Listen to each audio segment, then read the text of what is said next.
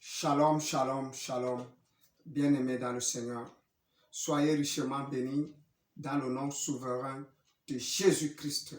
Que la paix de Dieu, qui surpasse toute intelligence, garde vos cœurs en Jésus-Christ.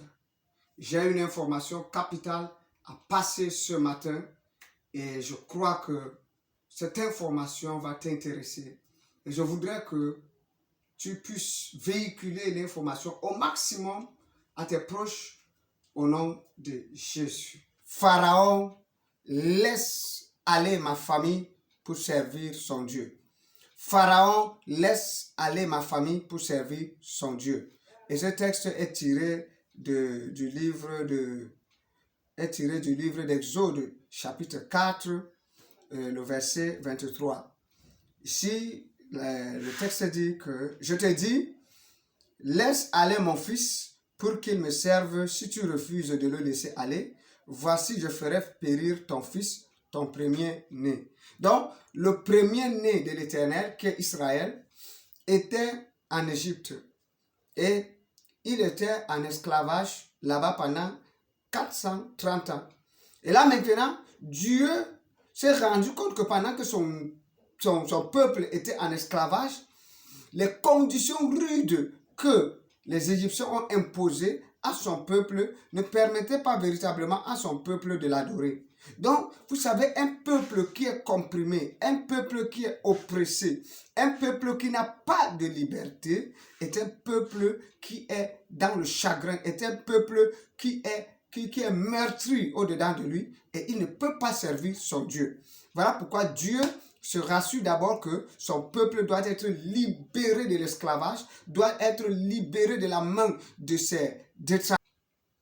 Le but pour lequel Dieu a retiré Israël de la terre d'esclavage pour l'amener à Canaan, c'est pour aller le servir, c'est pour aller l'adorer, c'est pour aller répandre son nom aux yeux du monde entier. Aujourd'hui, beaucoup de chrétiens aussi sont sous l'esclavage des dettes, sont sous l'esclavage de la pauvreté, sont sous l'esclavage de la misère. Beaucoup sont sous l'esclavage des rudiments de ce monde. Mais cependant, ils ont besoin d'être complètement délivrés de ces choses pour pouvoir être libres dans son esprit. Parce que un adage dit que ventre affamé n'a point d'oreille. Vous savez, si quelqu'un est affamé, est-ce que vous savez qu'il ne peut pas adorer le Seigneur? Est-ce que tu sais que si quelqu'un a faim, il ne peut pas prier? C'est difficile. C'est difficile. Voilà pourquoi, pendant que d'autres sont en train de prier pour des choses importantes, nous sommes en train de prier, par exemple, pour la nourriture. Et ce n'est pas normal. Un enfant de Dieu devait être en train d'adorer son Dieu, devait être en train d'élever son Dieu. Si ta famille est sous l'emprise des esprits méchants, il y a des esprits familiers qui bloquent l'avancée de la famille. La famille ne peut pas avancer. Et au lieu de rester là pour adorer le Seigneur, chaque jour tu seras là dans les combats spirituels, des combats inutiles. Informe ton entourage, informe le maximum de personnes. Notre Père, Papa Badama Daniel, sera là. Il sera là pour toi, il sera là pour ta famille, il sera là pour faire de grandes choses. Et je voudrais que tu viennes avec une soif énorme, avec une attente, et Dieu fera quelque chose. Je suis sûr que tu ne rentreras pas la même personne. Venez nombreux comme la fois passée, remplissons la salle jusqu'à ce qu'il y ait certaines personnes dehors comme la fois passée. Et la main de Dieu sera davantage sur vous. Soyez bénis. Shalom, shalom, shalom.